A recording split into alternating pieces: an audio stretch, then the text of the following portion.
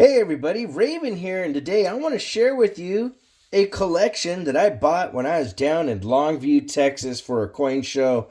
There is a lot of really cool stuff in here. Matter of fact, some of this stuff honestly qualifies to be their own videos for a certain amount of the coins in here. There's some very unique airs. There's some really cool uncirculated stuff. We even have some hoard items. Most of the items in here are slabs, but we're going to start off with the raw stuff. We got a beautiful 1932 Washington quarter. That thing is brilliantly uncirculated. A 1917 Merc dime. The unfortunate thing about this dime is in this little part of the band, there's a scratch through it, or this would have been a full split band, no problem, but still a nice dime in itself. This 1911 Barber is absolutely amazing, my friends. Look at the cartwheeling going on this coin and the detail. It was like it was made yesterday. That is a brilliant uncirculated example. I wish he had a lot more of these, but unfortunately that was the only one. I was able to get my hands, though, on some very high grade V nickels, aka Liberty nickels. This is an 1899. We have a 1901. You see they all have cartwheeling. These are like AU, BU examples, more BU than AU, to be honest, because look at that cartwheeling going on. That luster is absolutely epic. And a 1907, same thing. Great cartwheeling, great detail. Then I was really happy to get my hands. He had two of these. He had a 1960 and trying to get this to come out of here. Of course, it doesn't want to cooperate when you're making a video. All right. So the 1960, and these cases themselves are actually have quite a little premium. I forgot. I think they called Clearview or something like that back in the day. But here's the 1961. Just gorgeous. The toning that's starting in these is unbelievable on these Franklins and whatnot. That's some really cool toning going on. I got myself a tube of Blanchard Canadian silver dollars from there as well. Very nice proof-like examples, different years in here, I believe. Nope, these are all... No, they're 65 and 66 and 61. So it's a mixed tube, and I think that was a pretty cool pickup in there as well. Then we have a 1878 Carson City XF40 PCS slabbed and certified. Very cool coin. We have an 1884 O over O. A double O, an uh-oh. Annex slabbed and certified. I think that's the only annex coin in the whole lot. All right, we'll start off over here. We have a 1976 silver 40% Kennedy, and that is an MS66. We have a 64D that's an MS66. That's got some really nice toning. We got a 71D that's a MS66. Now, some of these coins I normally wouldn't pick up, but, you know, they did come together as a collection, so I you know, some coins I normally wouldn't buy, like the 71D and whatnot, but, you know, can't go wrong. We got a 40%er that is a MS66 as well. Then we have a stack of peace dollars.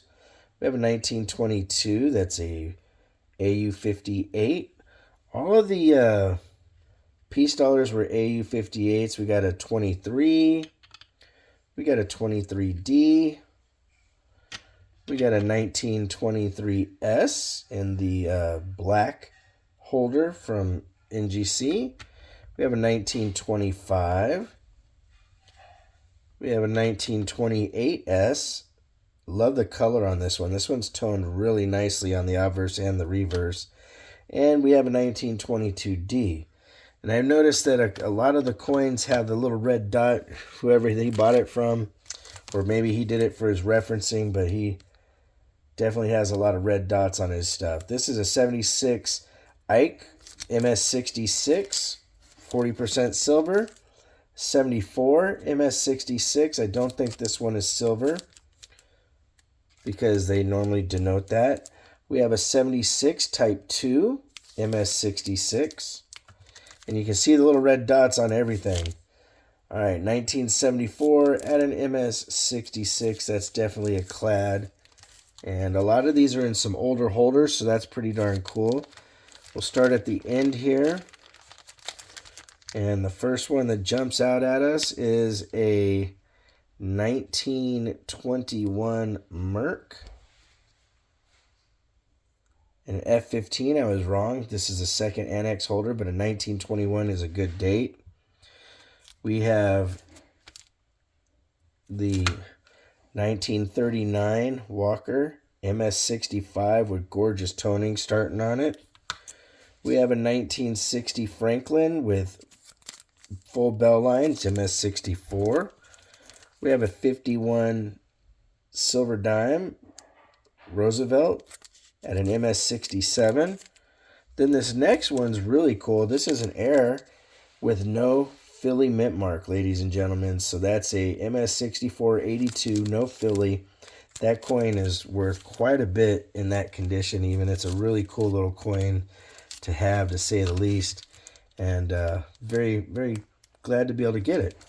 Okay, here's a coin that probably could have its own video. This is a 2004 D with a high, extra high leaf on it.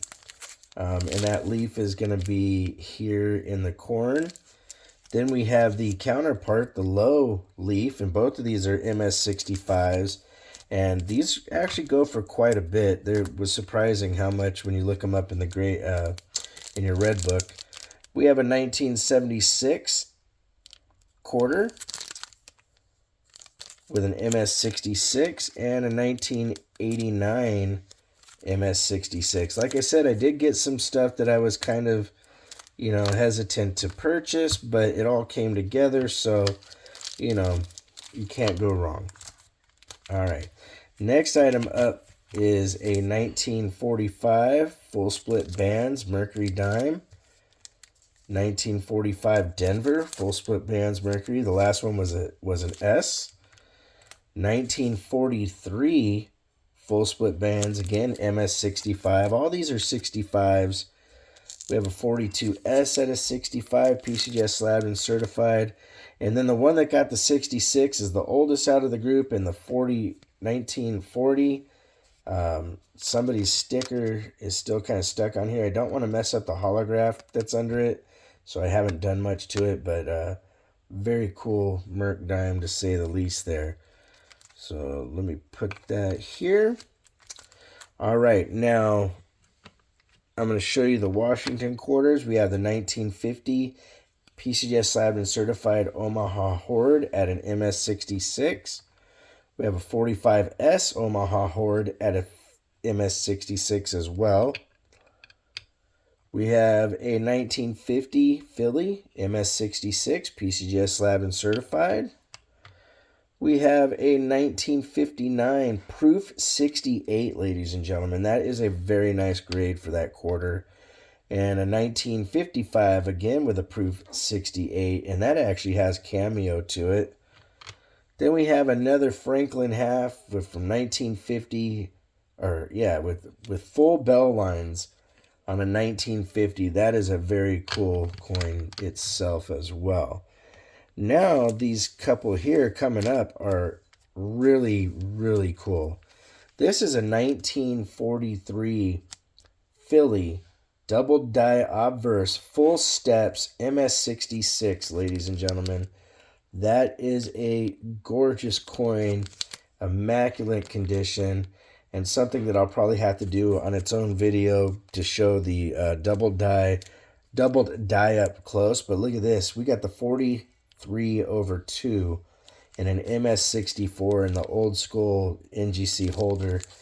These coins here, I think for that 43 Philly, trying to remember what it went for, and they're pretty pricey. The 43 Philly with the DDO is probably a $600 coin. The 43 S here. Oh,